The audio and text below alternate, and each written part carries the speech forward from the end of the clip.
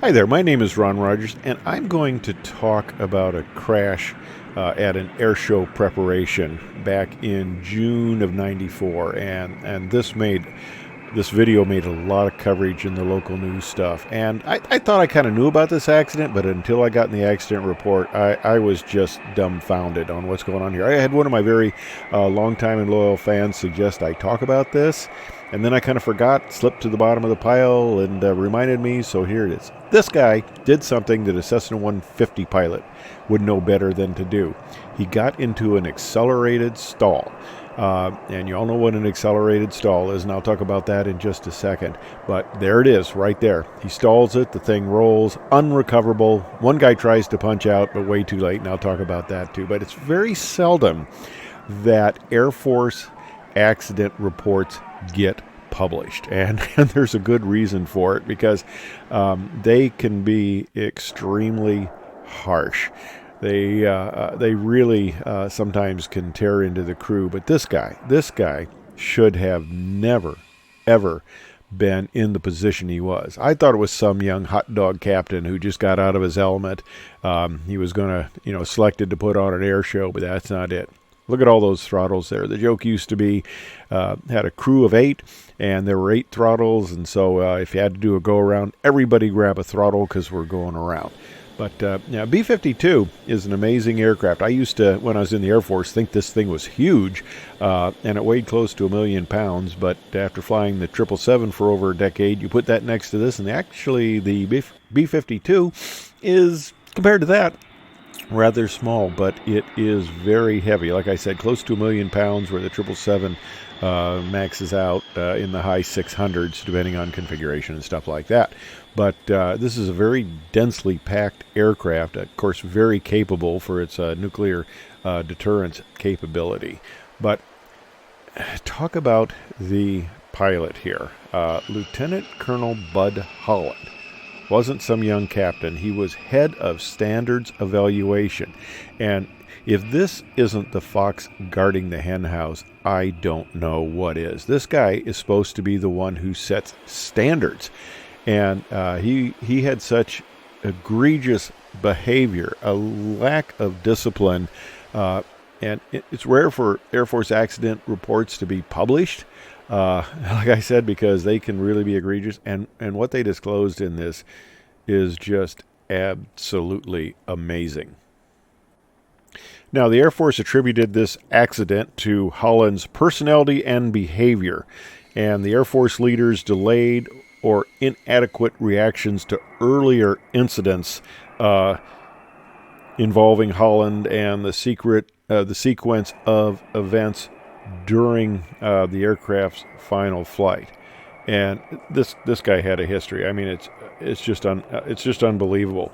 Now, Holland was the chief of the 92nd Bomb Wing Standard and Evaluation Branch. Also on board the aircraft was McGeehan, and he was the commander of the 325th Bomb Squadron. Wolf was the vice commander of the 92nd Bomb Wing. And Houston was the 325th Bomb Squadron's operations officer. So they all were very experienced people. And the mission called for a bunch of low passes, 60-degree bank turns on runway 23 at Fairchild. It was also going to be Wolf's final flight. And the unfortunate thing about this is Wolf's wife, many of his close friends were out at the airfield to watch this, and there was going to be, of course, a nice little ceremony afterwards, his final flight. And McGeehan, in the co-pilot seat there, his wife and 2 youngest sons watched the flight from their backyard because they lived close by. Now, here's part of the thing that got him into trouble. That yellow area, that's where they keep all the nuclear weapons, and they don't want you flying over that, because if you crash in there, it can be a big mess. Now, the weapons aren't going to detonate, but you could spill radioactive material, so that kept him in tight. He also had an unfavorable 10-knot wind. And he banked the aircraft around. He executed a 60-degree bank turn. Now, he wasn't initially planning on this, And oh, there you can see the that little black dot near the tail. That's the top covering of the aircraft. The two pilots in front eject up, the two in back eject down, and some people don't have ejection seats. They're just supposed to jump out of the holes after the other people go out the downward facing holes and with parachutes on. So not the best system, but the altitudes are supposedly if you're in straight and level flight. The guys in the front seat can go at 200, the back seaters at 400. So that's not a good situation at all if you're sitting there at 300 feet. But of course, 9 degrees of bank, all that changes because you don't have the upward trajectory of the seat. And, you know, it was just a last ditch effort on McKeon's part to get out of the aircraft. But there was a KC-135, a tanker that apparently hadn't gotten off the runway soon enough, so the B-52 was told to go around. So he said, hey, can I make a tight 360? Well, Tower approved it. And what happened, though, was he was slow bringing the power in. He let the airspeed get low. And basically, when he initiated the turn, now one thing you can see on this is when you cob the power to the engines, you get the black smoke. These are not as fuel-efficient engines as we have now. See, there's the black smoke coming in. But he was a little late. He's only doing 182 knots, and for an airplane this size and that type of wing, that's not good at all. And as he tightened it up, of course, the stall speed, which is, the angle of attack increases to the stall angle of attack because you're commanding more G and the wing just can't produce it and it stalls. So 8 seconds before impact, the indicated airspeed had deteriorated to 145 knots. And that was 2 knots below the stall speed for the configuration. The stall speed was 147 knots, so he's right there. And this is a picture where he clips the power line. You can see the spark there. So basically, he just pulled it into an accelerated stall. He was probably tightening it up because of the restricted area. But this wasn't just his first issue. This guy had one heck of a history, and why this wasn't corrected, it's just unbelievable. And one thing, you can see it in this picture, the spoilers on the right wing. This aircraft doesn't have ailerons. It has spoilers. So basically you turn by killing lift on one side of the wing, and that doesn't, of course, aid you in generating lift when you're killing it, trying to roll the aircraft out. Okay, well, I'm no angel either. I mean, out at Edwards, we made the rules, we pushed the rules, we bent the rules, sometimes breaking the rules slightly, and that was fine, as long as you didn't get into trouble. But if you got into trouble, then the big hammer came down, so you had to be very careful. But for this guy to operate the way he operated and be in Strategic Air Command is absolutely amazing. The accident report cited his macho daredevil personality and said he was an aggressive pilot who often broke flight safety and other rules. And the rule breaking included flying below minimum cleared altitude and exceeding bank angle limitations and climb rates. Now, this is what happens in a military accident report. I mean, they pull up everything. They even made a comment that he tended to park in no parking zones. Okay, you don't see that in NTSB report. But they talk about earlier incidents. Okay, this was in 94. Well, back in 91, he performed a circle above his daughter's softball game, and he started at 2,500 feet, and he circled in 65 degrees of bank, and one witness called it a death spiral. He lost 1,000 feet in the thing. Bank angle got up to 80 degrees, and after losing 1,000 feet of altitude, he decided that was enough, and he got out of it. That in itself could have easily been a career-ending maneuver, and they just let it go. In May of 91, an air show, he was commanding a B-52 aerial demonstration flight, and he violated several safety regulations, including exceeding bank and pitch limits, flying directly over air show spectators. And as people know, you don't fly over the air show crowd. That's just a no-no and violating altitude restrictions. In July of 91, he was commanding a B-52 flyover during a change of command ceremonies at Fairchild, and he flew the aircraft at altitudes below 100 feet. Now, can you imagine an airplane this big below 100 feet? And he flew steeply banked turns, excess of 45 degrees. And after witnessing the flyover, the wing commander, Weeman, and his deputy commander for operations, Colonel Julich, verbally reprimanded Holland, but took no formal actions. Okay, again, a missed opportunity to put a cage around this guy.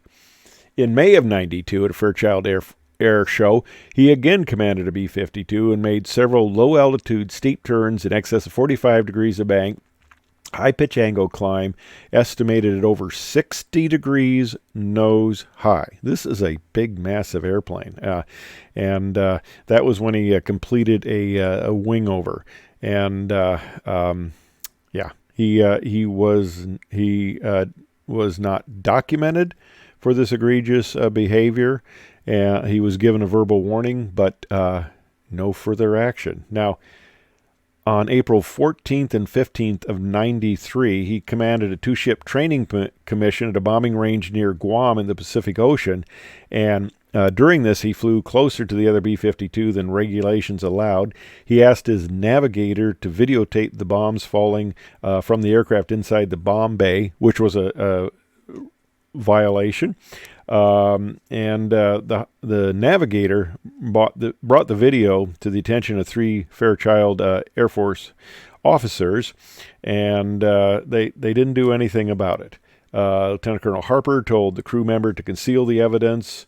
Third individual, the director of operations, responded to point saying, "Okay, I don't want to know anything about that video. I don't care."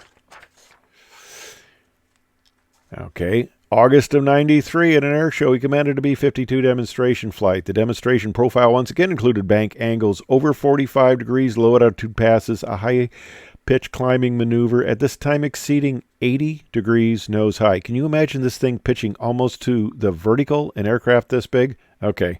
That would have been just unbelievable to see. In fact, it was so steep that the aircraft vented fuel from its wing vents. And the new director of operations, Parolin, both witnessed the demonstration, and the brigadier general, the new wing commander, General James Richard, observed this, and neither of them took any action. Okay, it goes on. On a training mission in the Yakima bombing range in March of 94, he busted the minimum altitude. It's supposed to be 500 feet, and he was filmed crossing the ridgeline at 30 feet. Now, when we did test out at Edwards, we had photographers out there, and we would buzz them sometimes, and they were up on a little butte, but we did not buzz them directly. We went off to the side, and in fact, they got some cool pictures of us flying below them, which is kind of neat. But no, we didn't do anything like that, and the photographers feared for their safety, and they bailed. And then they estimated at one time that he crossed the ridge line by only 3 feet. I mean, that's about going to clean off your bottom antennas. And when this happened, the co-pilot testified that he grabbed the controls from Holland, and the other two crew members screamed, "Holland, climb, climb." And Holland responded by laughing and calling one of the crew members a pussy. Yeah. And after that mission, the crew decided they'd never fly again with Holland and reported the incident to the bomb squadron leadership. The squadron commander, Lieutenant Mark McGeehan, okay, he was the guy that tried to eject, reported the incident to Parolin and recommended that Holland be removed from flying duty. He got an oral reprimand and told not to repeat this behavior. Now, this behavior had become just his mode of operation. And McGeehan then decided that in order to protect his crews, he'd be a co-pilot on any further missions. Unfortunately, that didn't help, and supposedly there was considerable animosity between Holland and McGeehan. So here we come to the air show in '94, June of '94. Holland was again selected to command the air show, and he briefed the new wing commander on the proposed flight plan. The demonstration profile, as briefed, included numerous violations. Brooks ordered Holland not to exceed 45 degrees of bank or 25 degrees pitch attitude. And during the first practice session, he violated these.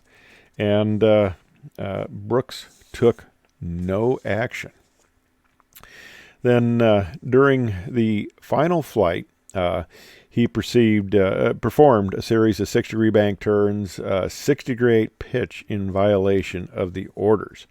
And there's no evidence that McGeehan or Wolf attempted to intervene as Holland executed these maneuvers.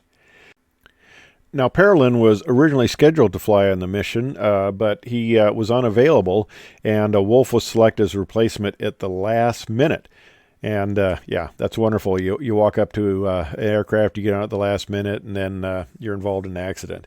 And due to the short notice of the assignment, Wolf did not get to be involved in the pre-flight briefings. He boarded the aircraft after the engines had started. So he was really kind of behind the power curve on what was going on here. But he knew this guy's history. But he was not aware of the planned mission and did not have the opportunity to raise any objections. Well, people should have raised objections all along. This is just unbelievable. And, of course, they got into the situation. They got into an accelerated stall that, like I said, a Cessna 150 student pilot knows better than to roll it into 6 degrees of bank at low airspeed and pull back on the yoke to keep the airplane flying.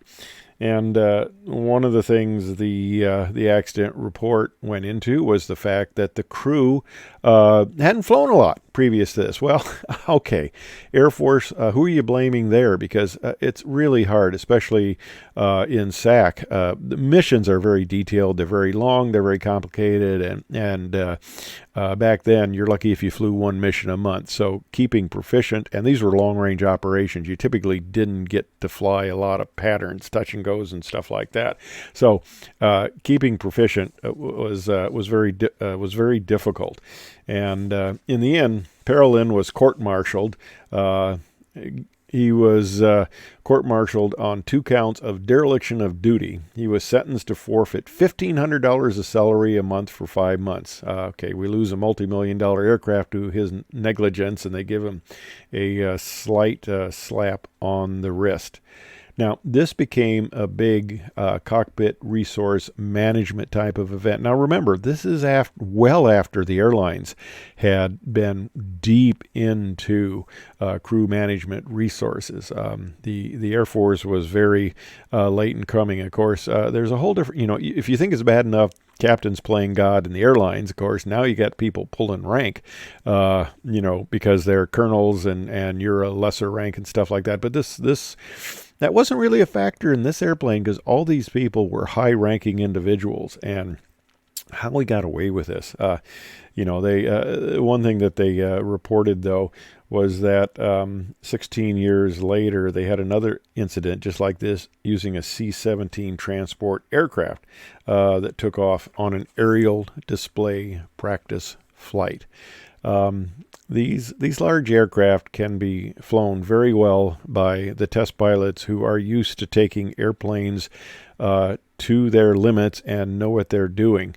And, of course, I think it's a little easier for fighter pilots to do some of these aerial demonstrations because they're more used to all the time taking these aircraft to their limits. But one thing about the B-52 and the tankers, they're usually the bottom people in their class. Now, they get some experience and their skill improves and stuff like that.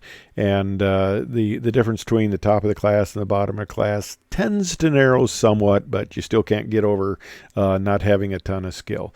But anyway, this is an accident that one of my fans suggested I talk about, and it was much more involved than I had originally thought. And I'm just scratching my head on how the Air Force could allow such an egregious situation to develop and continue. There were multiple times this guy Holland should have been removed from flight status, and for him to be the head of standards evaluation, which gives check rides to other pilots, grades them and stuff like that, is just unbelievable. Well, I hope you enjoyed this. If you did, please hit the subscribe button wherever that little thing may be located. And thanks for watching. I appreciate it.